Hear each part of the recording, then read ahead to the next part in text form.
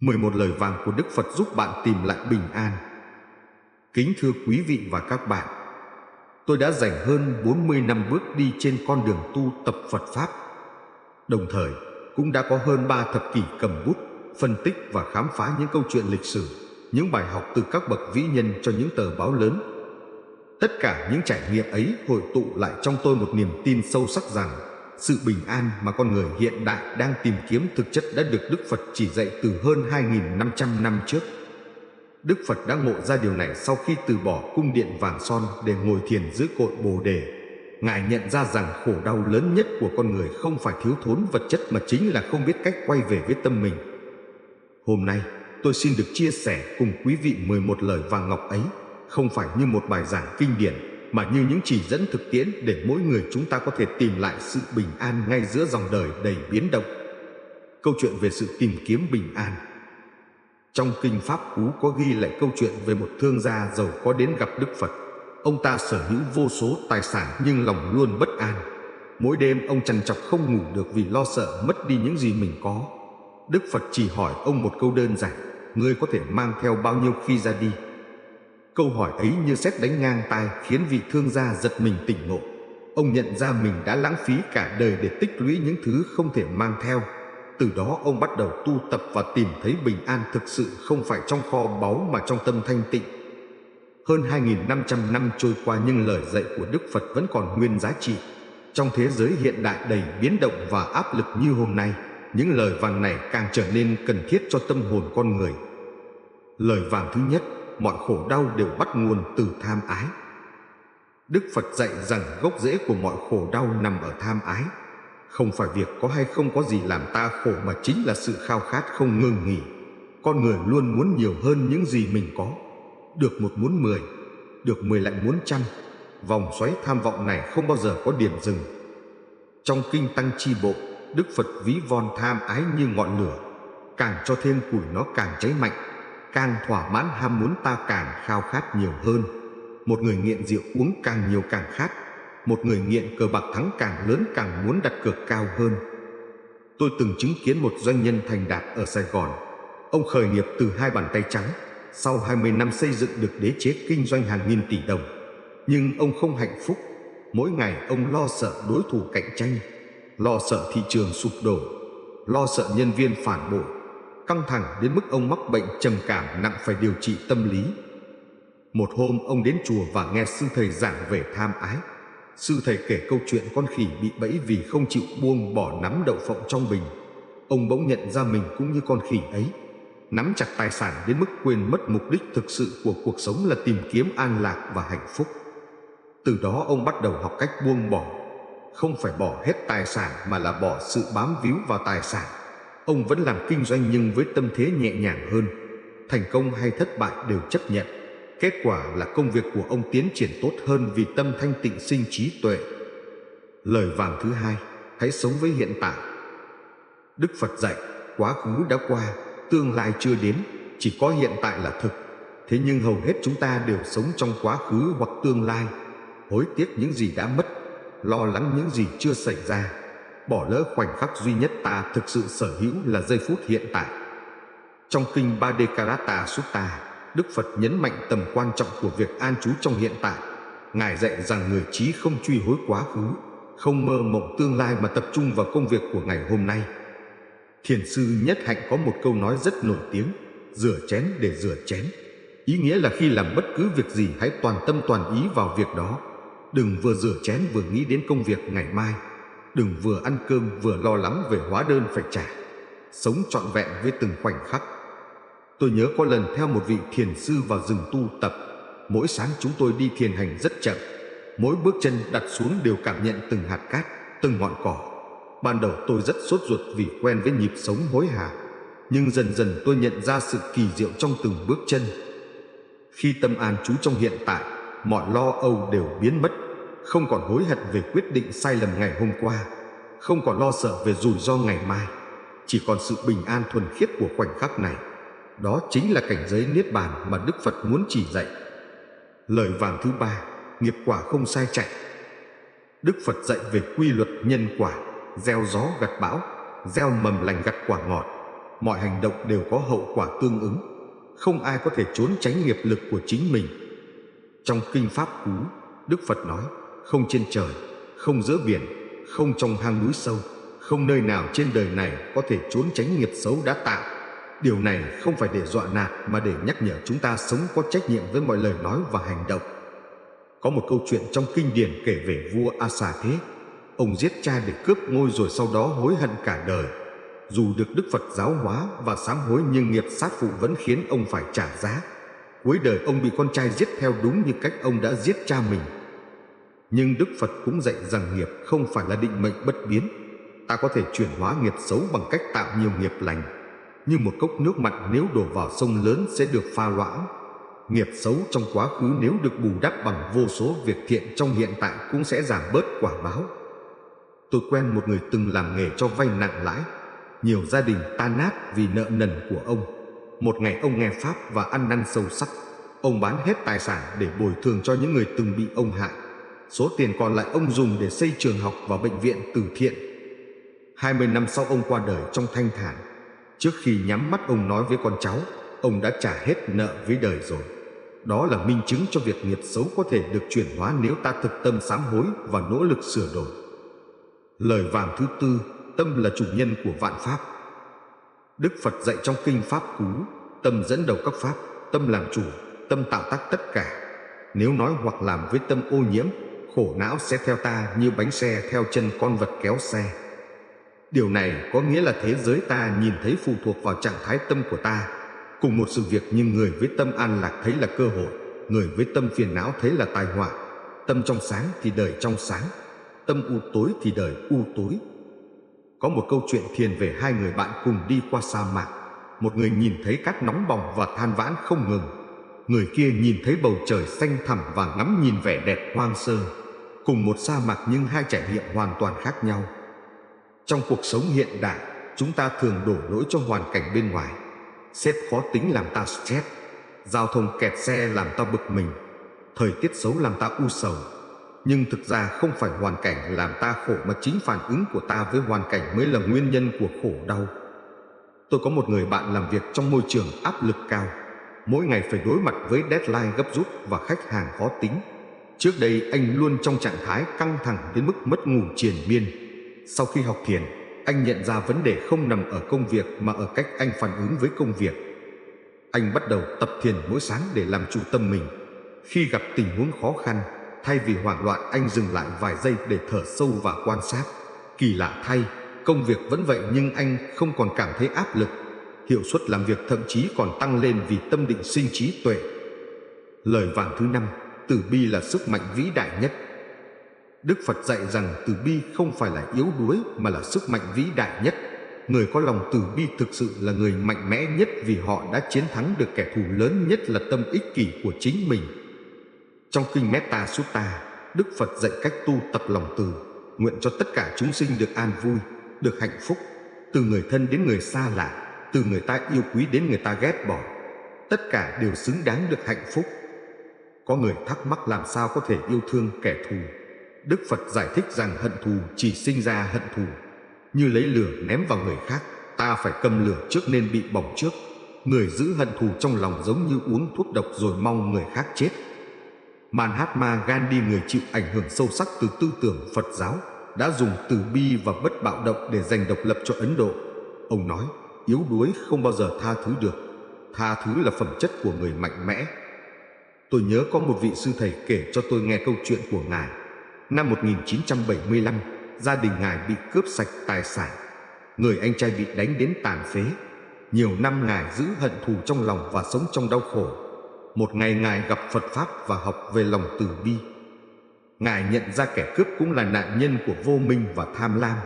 Họ sẽ phải trả giá cho hành động của mình theo luật nhân quả. Thay vì hận thù, ngài tập phát lòng thương xót cho họ. Kỳ lạ thay, khi buông bỏ hận thù, ngài cảm thấy nhẹ nhõm như trút được gánh nặng mang suốt bao năm. Lời vàng thứ 6, trí tuệ sinh từ thiền định. Đức Phật dạy, không có thiền định không sinh trí tuệ, không có trí tuệ không có thiền định. Người có cả thiền định và trí tuệ thực sự gần niết bàn. Thiền không phải ngồi im như tượng đá mà là rèn luyện tâm để đạt được sự tỉnh thức hoàn toàn. Trong kinh Satipatthana Sutta, Đức Phật dạy 4 nền tảng của chánh niệm: quán thân, quán thọ, quán tâm và quán pháp. Đây là con đường trực tiếp dẫn đến giải thoát mà Ngài đã tự mình chứng nghiệm. Khoa học hiện đại cũng chứng minh lợi ích của thiền định. Nghiên cứu từ Đại học Harvard cho thấy thiền định làm tăng chất xám trong não, cải thiện trí nhớ và khả năng tập trung. Nghiên cứu từ UCLA phát hiện người thiền định lâu năm có não bộ trẻ hơn người không thiền cùng tuổi đến 7 tuổi rưỡi. Nhưng lợi ích lớn nhất của thiền không phải sức khỏe thể chất mà là sự chuyển hóa tâm thức. Khi tâm định, ta nhìn thấy bản chất thực của vạn vật, nhìn thấy vô thường nên không bám víu, nhìn thấy vô ngã nên không ích kỷ, nhìn thấy khổ nên phát lòng từ bi. Tôi bắt đầu thiền từ 40 năm trước khi còn là một người trẻ đầy phiền não. Ban đầu ngồi 5 phút cũng như cực hình vì tâm cứ chạy nhảy như con khỉ. Nhưng kiên trì tập luyện, dần dần tâm lắng xuống. Những vấn đề tưởng phức tạp bỗng trở nên đơn giản. Những điều tưởng quan trọng bỗng thấy vô nghĩa. Có một lần trong thiền định sâu, tôi chợt nhận ra mình và vạn vật không tách biệt. Cảm giác như giọt nước nhỏ bé hòa vào đại dương mênh mông. Từ đó tôi không còn cảm thấy cô đơn hay sợ hãi nữa vì biết mình là một phần của vũ trụ bao la này. Lời vàng thứ 7: buông bỏ là để được tự do. Đức Phật dạy, hạnh phúc đến khi ta biết buông bỏ. Buông bỏ không phải từ bỏ tất cả để sống trong hang động, mà là không bám víu vào bất cứ thứ gì. Có thể sở hữu nhưng không bị sở hữu chi phối. Trong kinh điển có câu chuyện về một nhà sư đi qua sông cùng đệ tử. Họ gặp một cô gái trẻ không qua được sông. Nhà sư bế cô gái qua sông rồi đặt xuống bờ bên kia. Đi được vài dặm, đệ tử mới hỏi, thầy là nhà tu sao lại bế phụ nữ? Nhà sư trả lời, ta đã đặt cô ấy xuống từ lâu, sao con vẫn còn bế cô ấy trong tâm? Câu chuyện này dạy ta về sự buông bỏ trong tâm. Không phải không làm gì mà là làm rồi không vướng bận. Không phải không có tình cảm mà là có tình cảm nhưng không bị tình cảm chi phối. Tôi từng tư vấn cho một phụ nữ trung niên vừa ly hôn. Bà đau khổ không phải vì mất chồng mà vì không chấp nhận được sự thay đổi. Bà cứ bám víu vào kỷ niệm đẹp và oán hận hiện tại tồi tệ. Tôi khuyên bà học cách buông bỏ. Ban đầu bà phản ứng gay gắt cho rằng tôi không hiểu nỗi đau của bà. Nhưng dần dần bà nhận ra việc bám víu vào quá khứ chỉ làm bà đau khổ thêm. Chồng cũ đã bước tiếp còn bà vẫn mắc kẹt trong dĩ vãng. Khi bà quyết định buông bỏ, một gánh nặng như được cất đi. Bà bắt đầu cuộc sống mới với tâm thế nhẹ nhàng và tự do hơn. Chúng ta ôm giữ quá nhiều thứ. Chúng ta giữ chặt những niềm đau, những lời hờn giận, những kỳ vọng không thành và cả những vật chất mà ta cho là của mình. Sự bám víu ấy giống như việc cầm một cục than hồng trên tay với ý định ném vào người khác, nhưng chính ta là người bị bỏng trước tiên. Buông xả không có nghĩa là từ bỏ mọi thứ, mà là sự tỉnh thức để không còn bị trói buộc bởi bất cứ điều gì. Hãy thực tập buông xả một điều nhỏ mỗi ngày, có thể là một món đồ không dùng đến, một ý kiến cố chấp hoặc một mối hiềm khích trong lòng. Bạn sẽ cảm nhận được một sự nhẹ nhàng đến không ngờ. Lời vàng thứ 8: khiêm tốn là nền tảng của trí tuệ.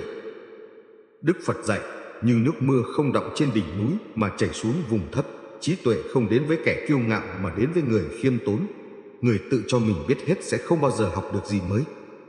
Trong kinh Pháp Cú có câu, con người ngu dốt tự cho mình khôn ngoan, đó mới thực sự là ngu dốt. Con người khôn ngoan biết mình còn thiếu sót, đó mới thực sự là khôn ngoan. Chính Đức Phật sau khi giác ngộ vẫn khiêm tốn nói rằng Ngài chỉ là người chỉ đường. Mỗi người phải tự mình đi trên con đường đó. Ngài không tự xưng là thần thánh hay đấng cứu thế, mà chỉ là một người thầy chia sẻ điều mình đã chứng ngộ. Tôi nhớ một lần tham dự hội nghị Phật giáo quốc tế. Có một học giả trẻ rất kiêu ngạo về kiến thức Phật học của mình. Anh ta thách thức các vị thiền sư lão thành bằng những câu hỏi hóc búa. Một vị thiền sư Nhật Bản chỉ mỉm cười và nói, Ngài biết nhiều quá, tôi không thể dạy Ngài được gì. Học giả trẻ tưởng mình thắng nên càng kiêu căng. Nhưng những người hiểu biết đều thấy được ẩn ý của thiền sư. Cốc đã đầy không thể rót thêm nước, tâm đã đầy kiến thức và ngã mạn không thể tiếp nhận trí tuệ mới. Nhiều năm sau tôi gặp lại người học giả đó. Anh đã trở thành một thiền sư khiêm tốn và từ bi. Anh kể rằng sau hội nghị đó, anh nhận ra mình biết về Phật Pháp nhưng chưa sống với Phật Pháp. Anh bỏ hết danh vọng để tu tập thực sự và mới thấm thía được trí tuệ sâu sắc của Đức Phật. Lời vàng thứ 9: chánh niệm trong từng khoảnh khắc. Đức Phật dạy về tầm quan trọng của chánh niệm. Hãy tỉnh thức trong mọi hoạt động hàng ngày. Khi đi biết mình đang đi, khi đứng biết mình đang đứng, khi ăn biết mình đang ăn, khi thở biết mình đang thở. Điều này nghe đơn giản nhưng thực hành rất khó. Hầu hết thời gian ta sống trong vô thức, cơ thể ở đây nhưng tâm ở nơi khác, ăn mà không biết mùi vị, đi mà không thấy phong cảnh, sống mà như người mộng du. Trong kinh Anapanasati Sutta, Đức Phật dạy phương pháp thiền hơi thở. Chỉ cần theo dõi hơi thở vào ra một cách tỉnh thức. Đây là phương pháp đơn giản nhất nhưng cũng sâu sắc nhất để phát triển chánh niệm. Khoa học thần kinh học hiện đại chứng minh rằng chánh niệm có thể thay đổi cấu trúc não bộ. Chỉ sau 8 tuần thực hành chánh niệm, vùng não liên quan đến lo âu và stress giảm hoạt động, trong khi vùng não liên quan đến hạnh phúc và sự đồng cảm tăng hoạt động. Tôi có một học trò là bác sĩ trong bệnh viện lớn. Công việc áp lực khủng khiếp khiến anh kiệt sức về thể chất lẫn tinh thần. Tôi dạy anh thực hành chánh niệm ngay trong công việc. Khi khám bệnh hãy thực sự có mặt với bệnh nhân. Khi rửa tay hãy cảm nhận nước chảy qua da. Ban đầu anh thấy khó vì quá quen với việc làm nhiều thứ cùng lúc. Nhưng dần dần anh nhận ra khi tập trung hoàn toàn vào việc đang làm, công việc trở nên nhẹ nhàng hơn. Anh không còn mệt mỏi như trước vì không lãng phí năng lượng cho những suy nghĩ vẩn vơ. Quan trọng hơn, anh tìm lại được niềm vui trong nghề y. Lời vàng thứ 10, lòng biết ơn mang lại an lạc. Đức Phật dạy về tầm quan trọng của lòng biết ơn. Người biết ơn luôn hạnh phúc vì họ nhìn thấy điều tốt đẹp trong mọi hoàn cảnh.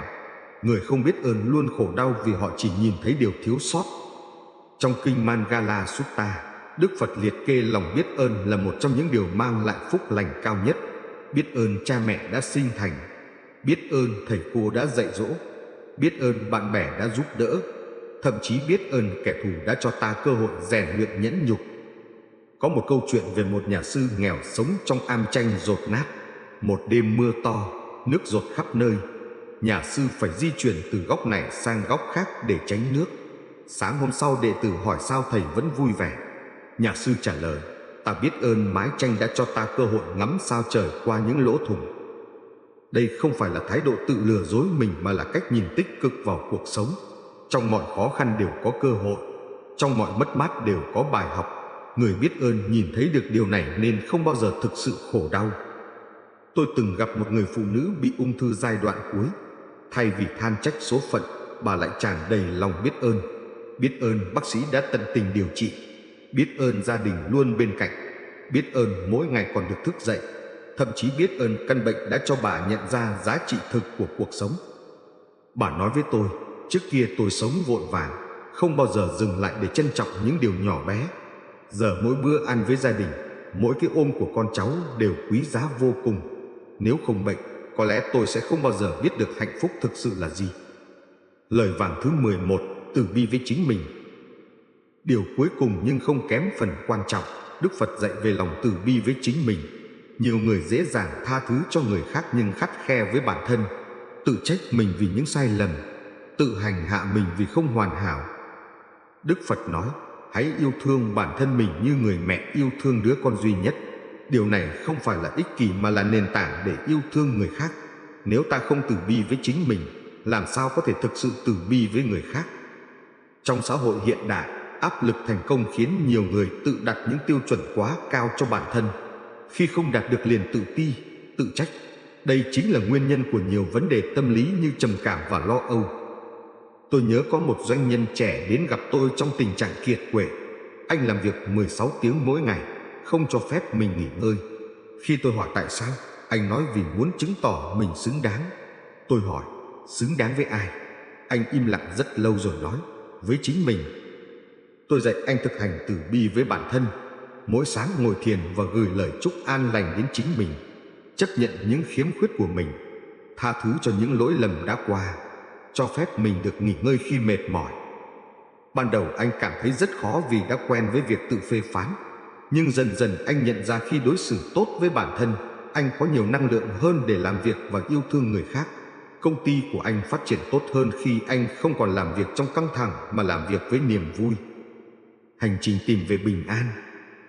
11 lời vàng của Đức Phật không phải là những điều luật cứng nhắc mà là những nguyên tắc sống để ta tìm về với bình an nội tại. Chúng không đòi hỏi ta phải từ bỏ cuộc sống thường ngày mà chỉ cần thay đổi cách nhìn và cách sống.